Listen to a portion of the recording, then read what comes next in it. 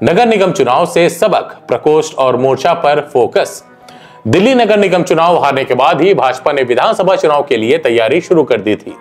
दिल्ली नगर निगम चुनाव में भाजपा ने 250 में से 104 सीटें जीती थी। आम आदमी पार्टी ने 134 सीटें जीतकर बहुमत हासिल किया। इसके बाद से ही भाजपा ने अपनी रणनीति और काम करने के तरीके में बदलाव किया। भाजपा ने चुनाव में जाति, क्षेत्र, धार्मिक समूहों को साधने के लिए 27 प्रकोष्ठ या सेल और 7 मोर्चा बनाया।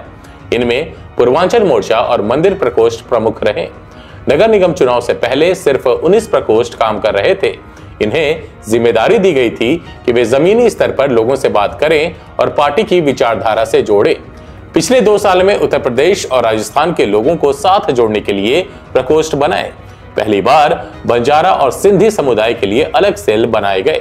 मंदिर प्रकोष्ठ ने हर विधानसभा के मंदिरों और RWA को जोड़ा। उन्होंने हर मंगलवार मंदिरों में हनुमान चालीसा का पाठ कराया। पूरी दिल्ली में 100 से ज्यादा गुरुवाणी, शिवरात्रि और जागरण कराए गए। इनका मकसद आम लोगों, खासकर युवाओं और महिलाओं को एक जगह जोड़ना था। इनके जरिए लोगों से मेल जोल बढ़ाया गया। जातिगत वोटरों पर फोकस और राज्य क्षेत्र के हिसाब से बांटे। भाजपा ने चुनाव से पहले न सिर्फ जातिगत वोटरों पर फोकस किया, बल्कि दिल्ली और अन्य राज्यों से आए इन वोटरों को अलग अलग हिस्सों में बांटा गया। पूर्वांचली और उत्तराखंडी वोटर अलग किए गए। पूर्वांचल मोर्चा दिल्ली में 2013 से काम कर रहा है। दिल्ली में 25% वोटर पूर्वांचली हैं। भाजपा ने 2024 के लोकसभा चुनाव में सभी सीटों पर अपना प्रत्याशी बदला, लेकिन मनोज तिवारी को बनाए रखा। इसके पीछे वजह पूर्वांचली वोटर थे।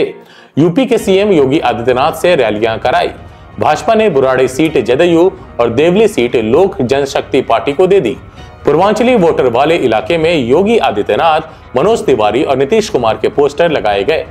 भाजपा ने साल भर लिट्टी चोखा सम्मेलन कराए। छठ पूजा पर यमुना की सफाई का मुद्दा उठाया। पूर्वांचलियों ही नहीं, भाजपा का इस बार उत्तराखंडी वोटर पर भी ज्यादा फोकस रहा।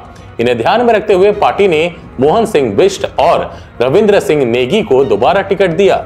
उत्तराखंड के सीएम पुष्कर सिंह धामी की रैलियां कराई गई। भाजपा को जाट और गुज्जर वोटरों का साथ मिला। 22 दिसंबर 2024 को दिल्ली के मंगोलपुरी में जाट गुज्जरों की महापंचायत हुई। इसमें मूल निवासी को दिल्ली का मुख्यमंत्री बनाने का ऐलान किया गया।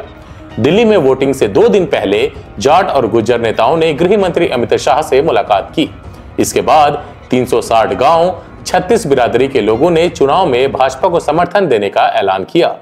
जाटों में आपसे इस बात को लेकर नाराजगी थी कि उन्होंने कैलाश गहलोत का सम्मान नहीं किया। भाजपा ने इसका फायदा उठाने की कोशिश की। चुनाव में भाजपा ने 14% टिकट जाट और 11% गुज्जर उम्मीदवारों को दिए। इसका 22 से 25 सीटों पर सीधा असर देखने को मिला। भाजपा बाकी राज्यों से ओबीसी नेताओं को प्रचार के लिए दिल्ली लाई, जिसका उसे फायदा हुआ। यह सब पिछले 5 महीने से चल रहा था। जाट, वाल्मीकि और धोबी समाज के लिए अलग अलग रणनीति। भाजपा ने अपना फोकस प्रो हिंदुत्व से जातिगत रणनीति पर शिफ्ट किया। इस चुनाव में पार्टी नेता सांप्रदायिक बयान देने से बचे। भाजपा का घोषणा पत्र भी इस बार सामाजिक योजनाओं पर केंद्रित रहा। उसने लोगों की भावनाओं से जोड़ने की कोशिश की। दलितों के बड़े नेता संदीप वाल्मीकि, राजेंद्र पाल गौतम और राजकुमार आनंद ने आप छोड़ दी। पार्टी में दलित नेतृत्व खत्म होने का फायदा भाजपा को मिला। भाजपा ने दलितों को जाटव, वाल्मीकि और धोबी अलग अलग वर्ग में बांटा और रणनीति बनाई। आरएसएस की मदद से दलित वोटर साथ आए। झुग्गियों के 15 लाख वोटरों को साधने के लिए भाजपा ने झुग्गी झोपड़ी अभियान शुरू किया। इसका दिल्ली भाजपा के उपाध्यक्ष विष्णु मित्तल ने नेतृत्व किया। इसके तहत हर मंगलवार बस्ती में हनुमान चालीसा का पाठ किया गया। दिल्ली भाजपा के पूर्व अध्यक्ष आदेश गुप्ता ने साल भर झुग्गी टूर्नामेंट करवाए। रक्षाबंधन, भाई दूज और अलग अलग मौके पर यह कार्यक्रम कराए गए। झुग्गियों के वोट जोड़ने में आरएसएस ने अहम भूमिका निभाई। चुनाव में आरएसएस की एंट्री 5 जनवरी से हुई। लोगों की सभाएं की गई। उन्हें समझाया गया कि भाजपा सत्ता में आई तो उन्हें मकान बनाने के लिए पैसा दिया जाएगा। आरएसएस ने झुग्गी को साधने के लिए सेवा भारती, लघु उद्योग भारती, राष्ट्रीय सेविका समिति, भारतीय मजदूर संघ, विद्या भारती और भारत विकास परिषद को जमीन पर उतारा। इस तरह से 2 साल पहले बनाई गई रणनीति और उस पर ईमानदारी से चल रही भाजपा ने 27 साल बाद दिल्ली की सत्ता पर कब्जा जमाया है। उसकी यह जीत लोकसभा चुनाव में अपेक्षित सफलता नहीं मिलने की हताशा को भूलकर अपने चुनावी रथ को एक बार फिर जीत के रास्ते पर दौड़ाने के लिए बेहद अहम है। आज के आजाद सिपाही के खबर विशेष में बस इतना ही। देश विदेश की और भी अधिक जानकारी के लिए आप पढ़ते रहिए अपना लोकप्रिय दैनिक अखबार आजाद सिपाही। और हाँ, आप हमारे इस YouTube चैनल को जरूर सब्सक्राइब करें। धन्यवाद।